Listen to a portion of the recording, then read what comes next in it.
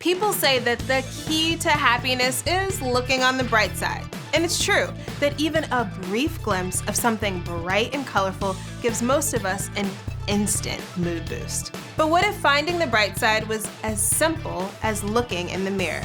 For women with wildly colored hair, brightness is right on their heads and as permanent as the dye on their strands. And people notice.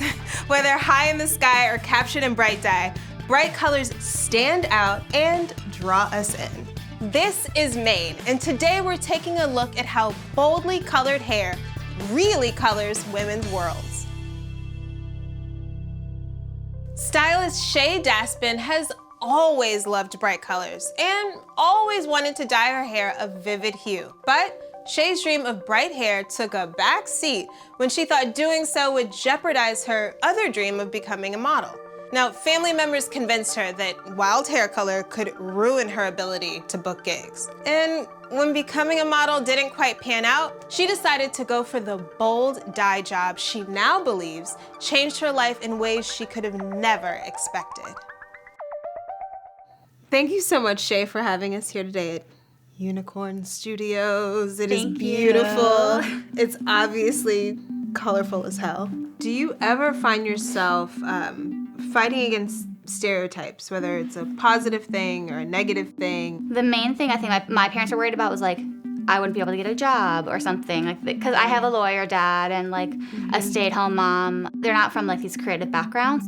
They thought that me dyeing my hair a bright color meant that like I was unemployable. Stereotypically, people with crazy colorful hair, they're punk rock kids or they're just super rebellious and they're just there to like mess everything up. I got bullied and made fun of a lot for being super, super tall. When I got like made fun of, I would just tell myself like, well, they don't know anything. I'm gonna be a supermodel when I grow up. So that's how I got interested in fashion in the first place. I saw modeling as this way above, I guess, the bullying. As I grew up, I saw that modeling didn't quite fit my lifestyle. Like it was, you know, I grew up and like hit puberty and like got hips and stuff. And I was like, okay, so maybe modeling's like not totally for me, but I still love fashion. And I spent all this time following all these like really interesting looking models. I emulated their aesthetic growing up. And my mom always told me like, if you want to be one of those models, like you can't dye your hair, you can't get any tattoos. I just never thought to do it because I had grown up thinking, I can't do that. That would prohibit reaching my dreams. When did color start playing an important role in your life? I've always liked color. I think when I was younger, all the inspiration I drew from magazines and shows that I watched, they were always colorful, but I never quite realized that. And I think I really started to notice how much I like color when I moved to New York and I saw everyone was wearing black. I feel like there's something missing. And I think that's when I realized that I was missing color in my life and I wanted to start incorporating it more to make up for the lack of color around me.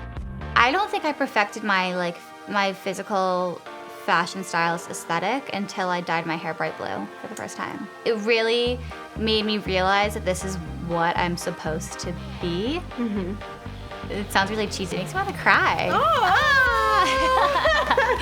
I started working in fashion because I realized I love dressing people and playing dress up and seeing how putting somebody in a new dress or a new suit or whatever it is, I love seeing their reaction and seeing how they immediately change their perspective on who they can be and like where they can go given what they're wearing. I thought that was so fascinating, and that's where I'm now, and that's where I get to use all of my color. I get to put it on my head, I get to put it on my body. It made people notice me more. People began to realize like, oh, Shay's work is colorful. Yeah. The whole time I've been styling. I just think you're noticing it now because you see it like right in front of your face.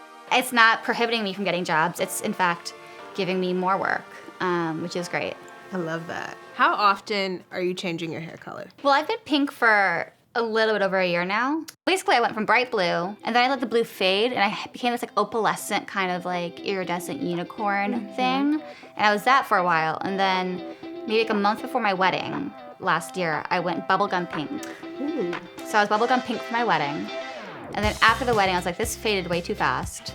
Like, I don't have time to keep redoing this every month. Right. So I went in the next time, and I was like, just make it super saturated. And so I went like neon pink after that. And that's my new go-to. How did you feel when you finally saw yourself with a good dye job? I was so excited. Like, I had dreamt of having hair like that for so long, and I just never imagined I could ever have one like that. And being able to see it actually on my head was very exciting. Now that I get to carry the color with me everywhere I go, I can now do all these things I had like dreamt about earlier, but like push to the side because I thought that would prohibit my dreams. You carry it with you physically, but you carry it with you mentally as well. And it makes your interactions with people that much more pleasant, and it makes your decisions that much more pleasant. I think that's really important. With more and more women leaning into the look, loud hair is everywhere. And now it's finally being valued for the happiness and sense of individuality it brings to the women who rock it. And honestly, I couldn't think of a more positive statement to make.